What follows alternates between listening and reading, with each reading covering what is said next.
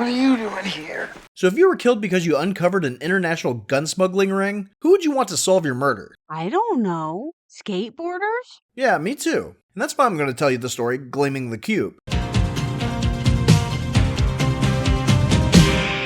Let's start from the beginning. So we meet Brian Kelly, your typical ordinary teenager who does typical ordinary things, like skateboarding on an airport runway, to then bribe a pilot to fly him and his friends over LA for them to find vacant pools to skate in. I'm sure tons of people have very fond memories of doing that exact thing. Just having fun, okay? Well, it's all fun and games until Brian's friend Yabo gets hurt and they have to call an ambulance. Yeah, well, they're all pretty expensive. The homeowner wants to sue, so Detective Lucero arrests him, and Brian's parents are not happy about this. Adults are predictable. His adopted brother Vhin says that he should be more respectful of other people, especially their parents. And then Vhin sneaks out of the house to go hang out with his girlfriend Tina. He's a kid, for Christ's sake. The next day, Vhin goes to work at Tina's dad's video store, where he helps with the charity that they run, sending relief aid to Vietnam. He finds something weird with the weight of their supplies, and goes to his boss and says, "This math ain't mathin', bro. You got overcharged by $500,000. And Colonel Track's like, it's fine. $500,000 for shipping and he's fine with it? Yeah, this is like 1980s money, so that's like $1.1 million today. What the hell are they shipping?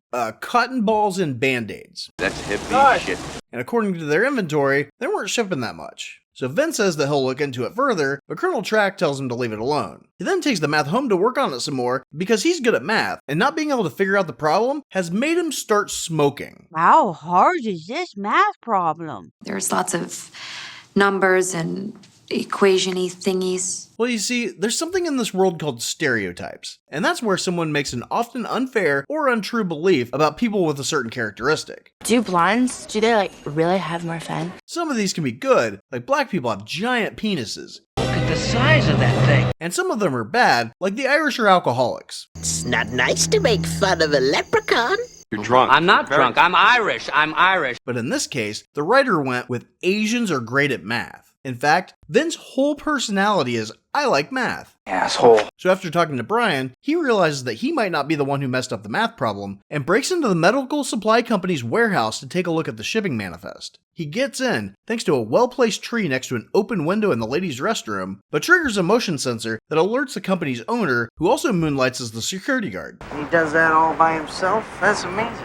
They take him to a seedy motel, where they torture him into telling them who he works for. The owner, Mr. Lawndale, steps outside to talk to Colonel Track, who says that Vhin will keep his mouth shut, but when they go back inside, they find that this guy Bobby strangled Vhin for too long, and he died. This is murder. It was an accident. The next morning, the Maine finds his body in what looks like a suicide, and they even brought his Vespa over to make it look like he went there himself. So they made Vhin rent the room too? Well, the motel clerk thinks that all Asians look alike, so that's pretty open and shut as far as the police are concerned. And no one else saw them go in or out of this room? Well, it's the closest motel to Disneyland, so they probably don't get much business. So nobody can hear you scream. Lucero notifies the Kellys, who have Brian pulled out of school, and since Brian is a slacker kid, the principal stays behind to get some sort of sick pleasure out of watching Brian being told that his brother's dead. Maybe he was a pervert. Brian shows up late to the funeral because he skateboarded there, and then goes home to go through all of Vin's shit. He finds his inventory notes, but it's in Vietnamese because Vhin was adopted when he was 6 years old and would clearly be more comfortable writing in that language. English, goddammit.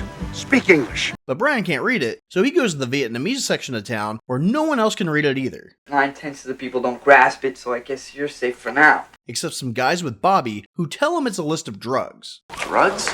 Bobby follows him as sneaky as he can, and he ends up at the motel where Vhin died. Brian wants to get some more information about Vhin, and tells the housekeeper that he's his brother, but she doesn't believe that they're brothers because Brian stupidly doesn't tell her that he's adopted, so she just says, "Fuck off, white boy," and he's like, okay. What are you playing hard to get?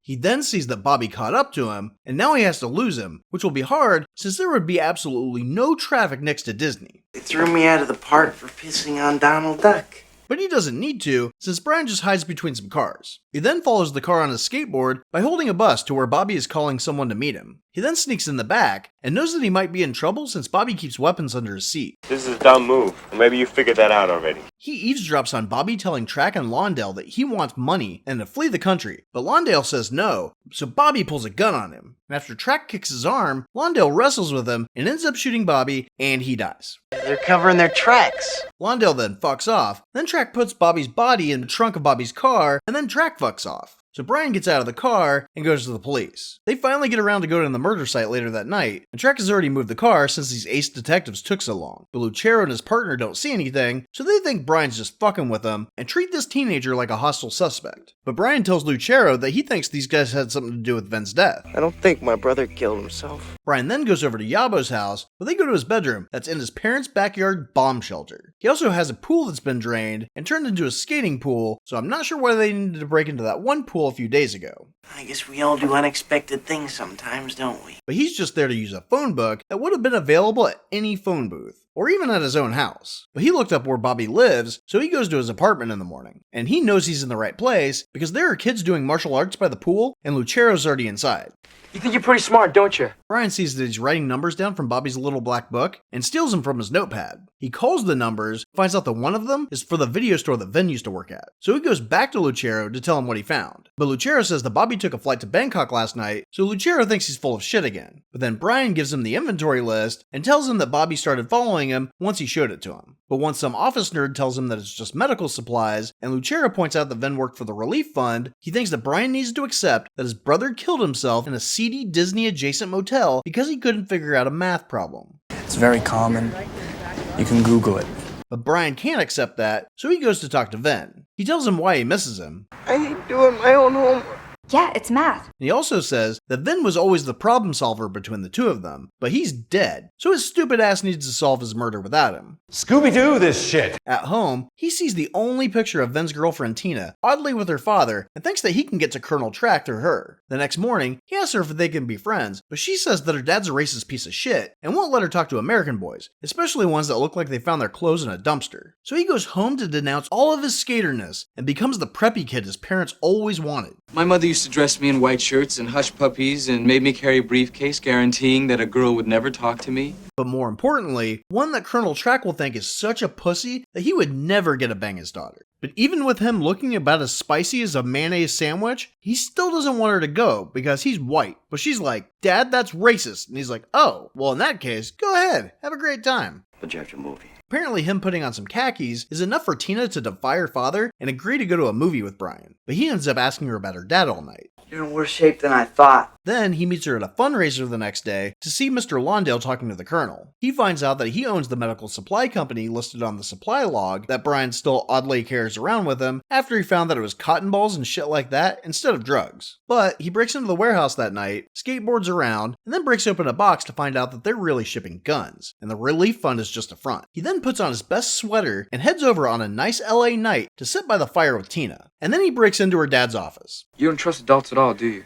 There, he finds an engraved Zippo and steals that and his hat before Tina catches him and rushes him out the back before her dad can see him. Well done. You're a rebel now. He then goes back to the warehouse where he locks the security guards in their office and rolls them away from the propane tank that he then blows up. Why would he do that? Well, he wanted to try to turn Lawndale against the colonel, so he left his hat behind to implicate that Track started the fire since no other person in LA is a Rams fan. Who do you want to win? The goddamn Jets. And with this clearly being arson with witnesses, the owner's allowed to walk around freely. And with firefighters, police, and reporters surrounding him, he takes away evidence and shouts, clearly indicating he knows who's behind this. Give me that goddamn thing. Son of a bitch. Lawndale assumes that the head of the Vietnamese crime syndicate does his own grunt work and calls him. They're crazy. At home, Detective Lucero shows up and says that he can't prove that Brian set the fire, but he knows it was him. So Brian just admits it. Idiot. Well, they probably would have found his skateboard in the rubble eventually, but Brian says he wanted to get the attention of the men who he knows have killed at least 2 people just this week. I told her not to be stupid. I'm not stupid.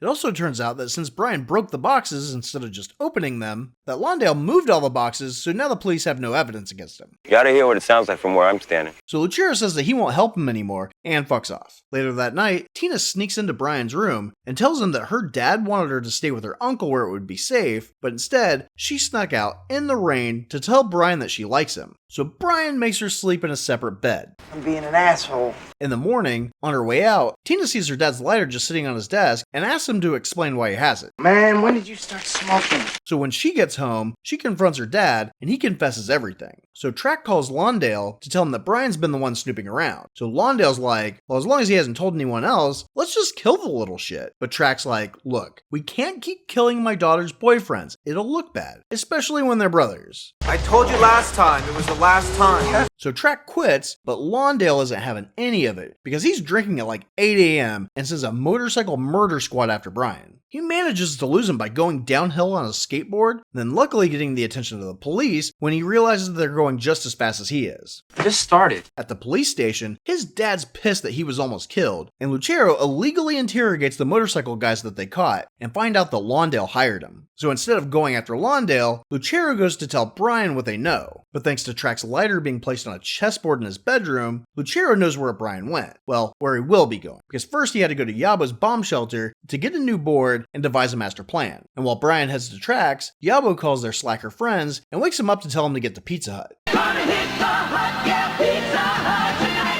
When Brian gets to the house, Lawndale's already there, and when Lucero shows up, Lawndale takes Tina hostage. Brian thinks he can stop the man with the gun, so he skateboards through the window, which makes Lawndale shoot the colonel. He then takes Tina out the back and around the house, where he makes some dude drive them in Lucero's car. So Brian and Lucero steal Tina's car and chase after him. Then Brian calls the Pizza Hut payphone that apparently he knows by heart to tell his friends to meet him at a certain road. Scooby-Dooby-Doo, we got some work to do now. Lawndale's weaving through traffic, so Brian thinks that he can skateboard faster than Lucero can drive and gets out. And by holding onto cars and taking shortcuts, he actually catches up to him. And despite them turning several times, they end up back on the road that Brian told his friends about, and they play chicken with the car. But the man being held at gunpoint won't kill the teenagers, so he flips a bitch and goes the other way. They then decide to get on the freeway, where Brian decides to follow. He uses some guy that they hit to catch up to him, and Lucero joins the chase too. Hey, I was screw up too. Believe me, I know the symptoms. Then, his friends in the Pizza Hut truck show up, so Brian lets go of the Corvette to skate under a semi to get to his boys. But then, the random dude gets into an accident while merging, and they crash. But Lawndale grabs Tina and makes a run for it, shooting at Lucero in the process. But Brian uses his skateboarder skills to ramp up and lands on Lawndale's gun and head, knocking him out and saving Tina.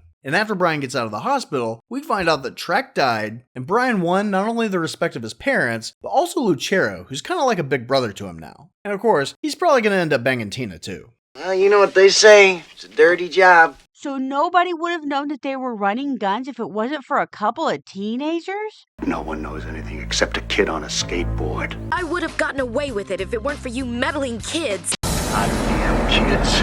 Didn't you get the message? I didn't get no message. What message? Don't give me a jerk-off hand job. Oh, no way. Look, everyone knows you're the hero around here. I've done this before. I've never killed anyone. It's been done to me. I'm still alive. You got your team, I got mine. Could a screw-up acquire such wealth, power, and prestige?